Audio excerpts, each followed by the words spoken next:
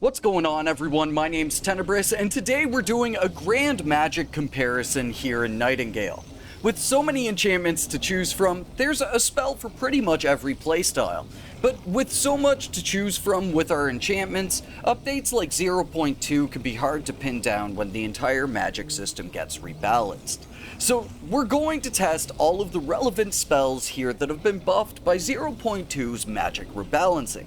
From the amounts healed to damage done, a lot's changed for spells, but a lot's also stayed the same here that you might not expect.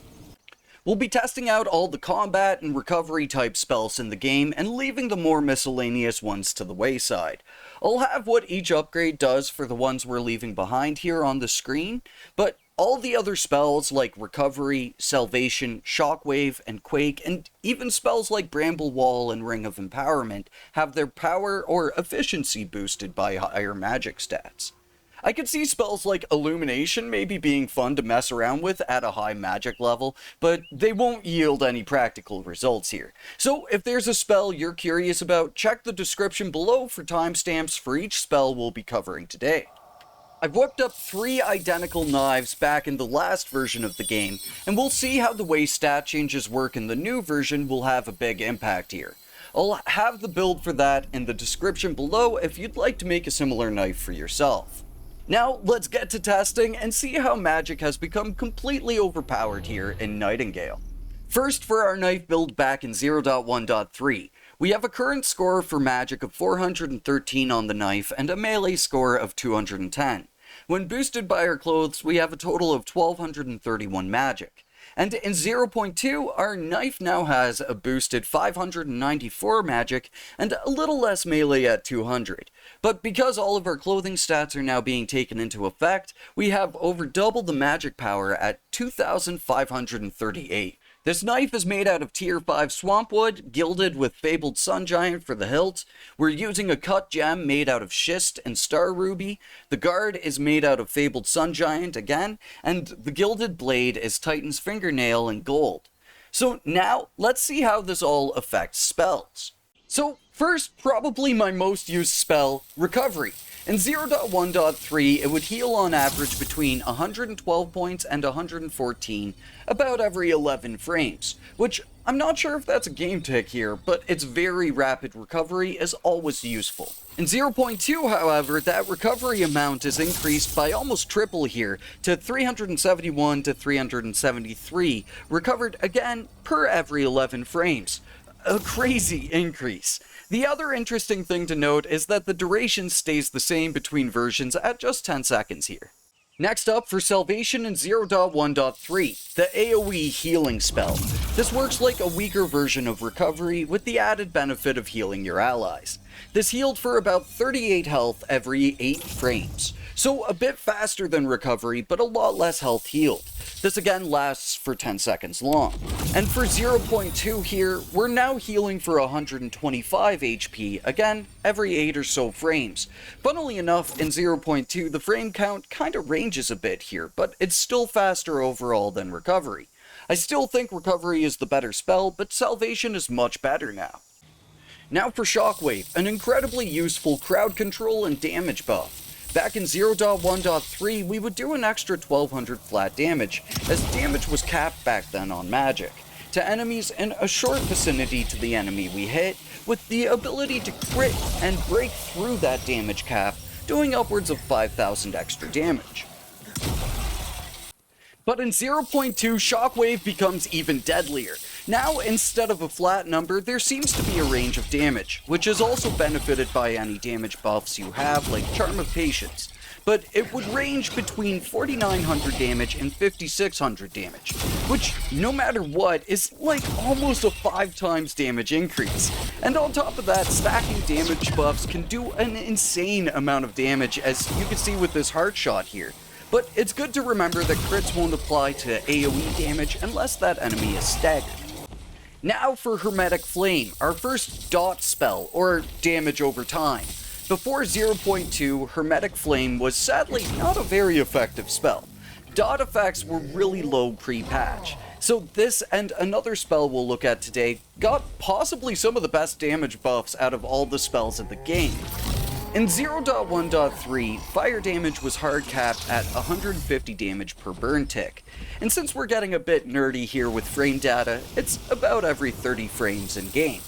Burn ticks could be buffed by damage increases though, such as Charm of Patience, but with such a low cap, most often the damage boost wouldn't be a huge one. Whereas in 0.2 here, you can see the damage has increased to 1237 per burn tick. Just burninating the poor Aegis here. But with such a huge damage buff, Hermetic Flame is now extremely viable on a magic build. Now for Quake, the bread and butter combat spell. Before in 0.1.3, Quake had a hard cap at 900 damage as a maximum, with the ability to crit enemies really well due to its stagger effect, with crits doing larger batches of damage. Now, without the damage cap, Quake does a really solid jump up to 2,473 damage, roughly. Though this damage has some of the most variability that I've seen out of my testing so far, sometimes jumping up by 100 or decreasing by a bit, and sometimes making larger jumps. It's not so easy to tell a pattern with this spell. With the crit, we wind up doing about the same as before though, at somewhere around 5,700 damage. Sometimes it's, again, like 3,200, it has a lot of variability. But hard shots can do a lot more damage even at a range here with this spell. This spell seems to trigger every 60 or so frames, so not extremely fast, but not slow by any means.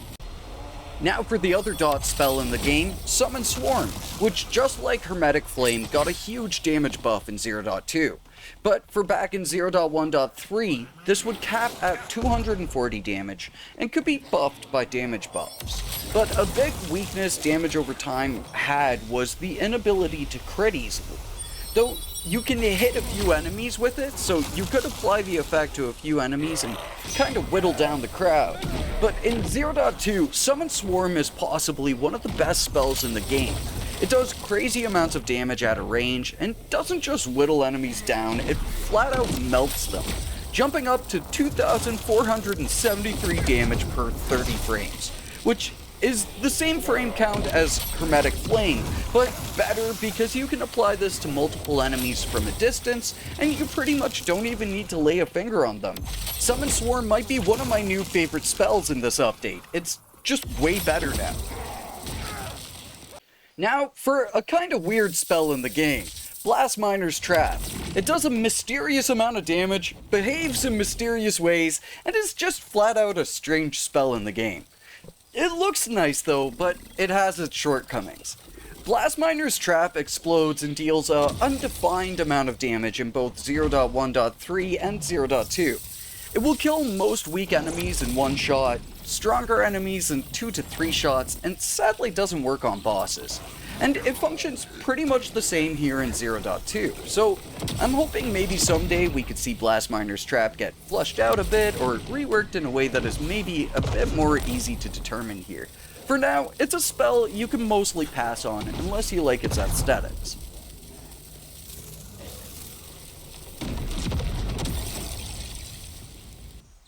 Now for another spell that I'm hoping will be changed up a bit here as we go through future updates.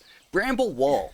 This used to not reliably apply damage in patches before 0.2. I heard a few people say it damaged enemies, but never saw it do so myself. So luckily in 0.2 here, it seems Bramble Wall is properly applying damage, which is great, but I think it would be nice to see this serve defensive capabilities as well. Currently, Bramble Wall doesn't block projectiles reliably, and its damage is pretty low for a mid-tier spell. So hopefully this one could be buffed just a bit, and made a bit more solid possibly along the way here, so it could be the reliable defensive option it has the capability to be. Now for our second last spell, we'll look at Ring of Empowerment. This spell is pretty straightforward, offering a flat damage buff when you're in the ring itself. The boost used to be pretty minor, and now it's alright, but it's not a crazy spell by any means, at least in comparison to the pure combat spells. It still has its uses though, and if you play multiplayer, this would be an awesome spell to use as a support option, even better than Salvation. In 0.2, just like spell durations, I don't believe spell ranges were really affected, as the spell seems to reach about the same distance here. But I think this could be improved on even further. Maybe add more damage than it does currently and add a small defense buff, and it'd be a really solid support enchantment. For now though, you could probably pass on Ring of Empowerment in your magic builds. And now for a spell that was so good, it didn't need a buff. Arborist Shield. This spell blocks a crazy amount of damage as long as it isn't fire-based. The stats on this one have stayed the same across the board, blocking near 800% damage. So there might even be some sort of cap still in place on this spell to save you becoming fully invulnerable. But it's such a useful spell that it really didn't need a buff here. The spell lasts for about a minute long, and again, that hasn't changed either between versions. But it's a minute where you change things from instant kills to just a meager amount of damage. For instance, changing the crazy 25,040 damage stomp down to just 317 damage. Now, again, this will vary with your magic score, but we'll be making some crazy builds in the game here soon, so stay tuned. So, let's answer a small question you might have here at the end of the video. What are the best spells in the game now currently?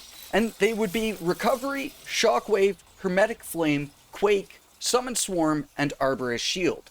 You can run Recovery on a dedicated tool, for when situations call for it, and then pick your poison of ranged attacks with Quake and Summon Storm, and close quarters buffs like Hermetic's Flame and Shockwave, and then run Arborist Shield on it as a last line of defense, and between two tools you have all bases covered. So this was pretty detailed and took a bit longer than expected, but stay tuned for more coverage of 0.2 and beyond here in Nightingale on my channel. But for now, thank you for watching, and I will catch you all in the next one. Until then, peace.